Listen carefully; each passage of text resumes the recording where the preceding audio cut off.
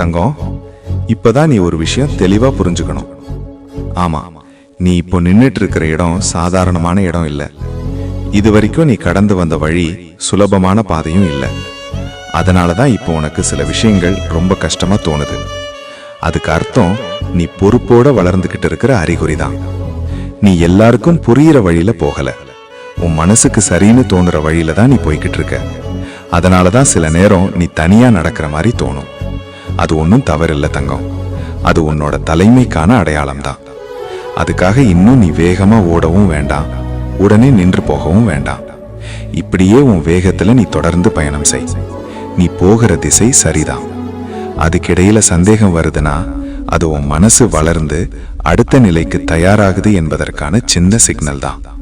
அதனால நீ நிம்மதியா இருத்தங்க. உன் அப்பா உன்னை சரியான பாதையில தான் கூப்பிட்டு போறேன்.